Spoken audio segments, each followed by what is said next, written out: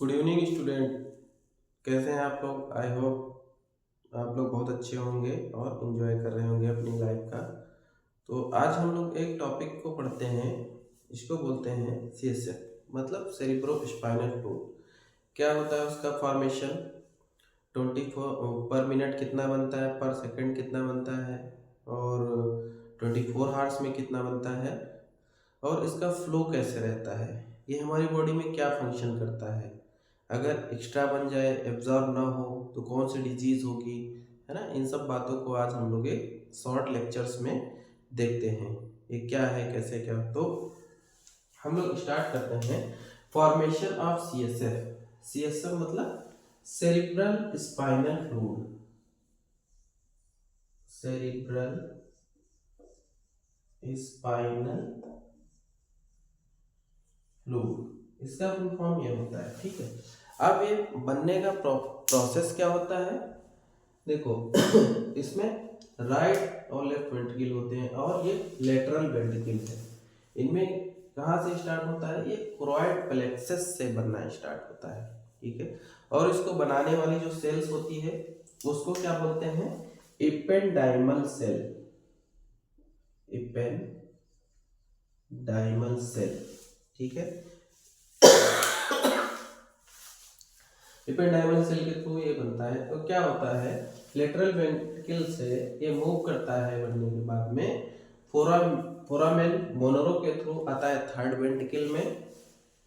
Foramen Monro के through आता है थर्ड वेंट्रिकल में, और थर्ड वेंट्रिकल से एक्विडेक्ट ऑफ सिल्विस एक स्ट्रक्चर होता है जिसकी हेल्प से ये आता है फोर्थ वेंट्रिकल में। और फोर्थ वेंट्रिकल से क्या करता है, हमारे 3 फोरामेन होते हैं, 2 फोरामेन ऑफ लुस्का और एक मैगेंडाई।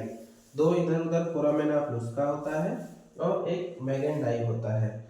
इससे जो है इनकी हेल्प से ये सब कहाँ पे आता है, सब अरेक्नोइड स्पेस में आता है, ठीक है। ये तो प्रोसेस हो गया बनने का कि क्या हम इसमें प्रोसेस करते हैं। उसके बाद जो प्रोडक्शन है इसका, प्रोडक्शन क्या होगा, 0.5 ml/सेकेंड ये बनता है, ठीक है। फिर 30 ml/मिनट ये बनता है।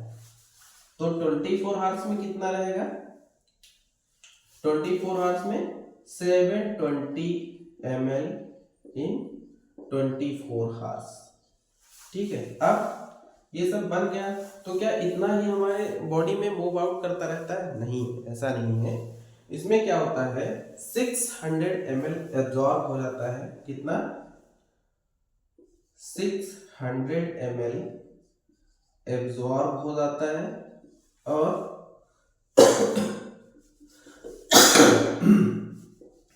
120 ml जो है वो सब अरेक्नोइड स्पेस में रहता है, सब अरेक्नोइड स्पेस में रहेगा ये, ठीक है। अब ये हो गया। फिर बॉडी में इसका काम क्या है, बॉडी में इसका काम ये है कि इसका जो फंक्शन होता है, ये क्या करता है, एक तो सपोर्ट करता है और दूसरा लिक्विड शॉक एब्जॉर्बर इसको बोलते हैं। मतलब जैसे कोई पेशेंट है या कोई कैंडिडेट है, फॉल फ्रॉम हाइट हो गया या कहीं गिर गया, कोई धक्का लग गया, तो पहले जो वो धक्के का प्रेशर आता है वो सीएसएफ ही अपने में एब्जॉर्ब कर लेता है, इसीलिए इसको बोलते हैं लिक्विड शॉक एब्जॉर्बर। फिर दूसरी चीज एक ये होती है कि एक डिजीज होती है जिसको हम लोग बोलते हैं, अगर इसकी अधिकता हो जाए, मतलब if it produce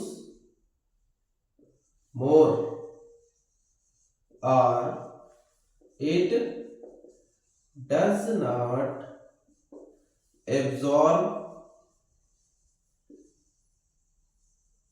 properly or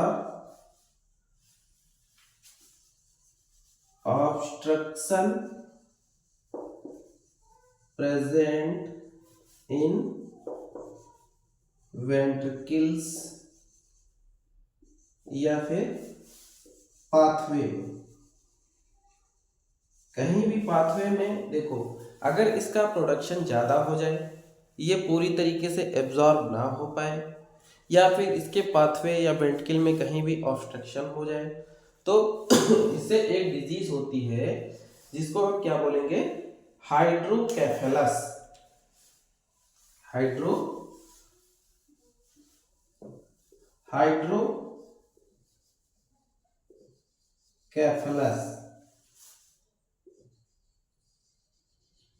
इसका मतलब ये होता है कि access fluid present into the brain. अब फॉर्मेशन मैं एक्सप्लेन कर रहा हूँ, तो उसमें एक ये डिजीज आ गई जिसको थोड़ा सा ओवरव्यू दे देता हूँ।